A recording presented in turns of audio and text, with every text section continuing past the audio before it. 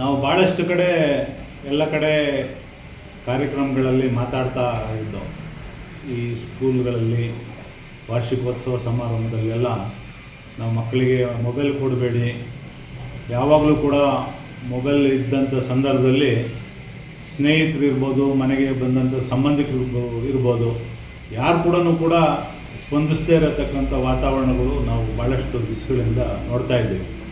ನಿನ್ನೆ ತಾನೇ ನಡೆದಂಥ ಕೊರಿಯನ್ ಗೇಮ್ಸಲ್ಲಿ 3 ಜನ ಹೆಣ್ಮಕ್ಳು ತಂದೆ ತಾಯಿ ಮೊದಲಿಂದ ಮೊಬೈಲನ್ನು ಕೊಟ್ಟು ಕೊರಿಯನ್ ಗೇಮಲ್ಲಿ ಭಾಗಿಯಾಗಿ 3 ಜನನೂ ಕೂಡ ಆತ್ಮಹತ್ಯೆ ಮಾಡಿಕೊಂಡಿರತಕ್ಕಂಥದ್ದು, ಡೆತ್ ನೋಟ್ ಬರೆದು ಸುಸೈಡ್ ಮಾಡ್ಕೊಂಡಿರತಕ್ಕಂಥದ್ದು ಎಂಥ ವಿಪರ್ಯಾಸ ಅಂದರೆ ಈ ದೇಶನೇ ಬೆಚ್ಚಿ ಬೀಳತಕ್ಕಂಥ ಕೆಲಸಗಳು ಆಗ್ತಾಯಿದೆ.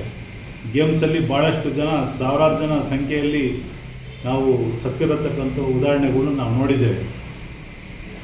ಇಂಥ ಪರಿಸ್ಥಿತಿಯೊಳಗೆ ಇವತ್ತು ನಾವೆಲ್ಲರೂ ಕೂಡ ಮಕ್ಕಳನ್ನ ಅವಾಯ್ಡ್ ಮಾಡಬೇಕಾಗಿದೆ. ಪೋಷಕ ಬಂಧುಗಳಲ್ಲಿ ವಿನಂತಿ ಮಾಡ್ಕೊಳ್ತೀನಿ ನಾನು, ಅವ್ರಿಗೆ ಯಾವುದೇ ಕಾರಣಕ್ಕೂ ಹುಟ್ಲಿಂದನೇ ಅವ್ರು ಊಟ ಮಾಡೋ ಸಂದರ್ಭದಲ್ಲೇ ಮೊಬೈಲ್ ಕೊಟ್ಟು ಊಟ ಮಾಡಿಸೋದು, ಅವ್ರಿಗೆ ಬೇರೆ ಬೇರೆ ಅವ್ರು ಹತ್ತಂಥ ಸಂದರ್ಭದಲ್ಲಿ ಮೊಬೈಲ್ ಕೊಟ್ಟು ಸುಮ್ಮನೆ ಇರಿಸೋದು, ಈ ಹವ್ಯಾಸಗಳನ್ನು ನಾವೇ ಅವ್ರಿಗೆ ಕಲಿಸಿಕೊಟ್ಟಂತ ಆಗುತ್ತೆ. ದಯಮಾಡಿ ಎಲ್ಲ ಪೋಷಕ ಬಂಧುಗಳು ಇದಕ್ಕೆ ಸಹಕಾರ ಕೊಡಬೇಡಿ ಅಂತ ನಾನು ಈ ಮೂಲಕ ಹೇಳಕ್ಕೆ ಇಷ್ಟಪಡ್ತೇನೆ.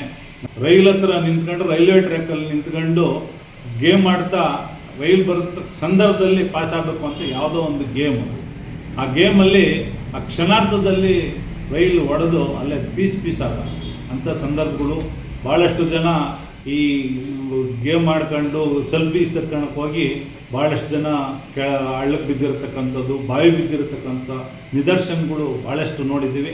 ದಯಮಾಡಿ ಪೋಷಕ ಬಂಧುಗಳಲ್ಲಿ ವಿನಂತಿ ಮಾಡ್ಕೊಳ್ಳೋದೇನು ಅಂದರೆ, ಮಕ್ಕಳಿಗೆ ಮೊಬೈಲ್ ಕೊಡತಕ್ಕಂಥ ಸಂಪ್ರದಾಯವನ್ನು ದಯಮಾಡಿ ಕಲಿಸ್ಬೇಡಿ ಅನ್ನತಕ್ಕಂಥ ಮಾತು ಈ ಸಂದರ್ಭದಲ್ಲಿ ಹೇಳಲಿಕ್ಕೆ ಬಯಸ್ತಾ ಇದ್ದೇನೆ. ಧನ್ಯವಾದ.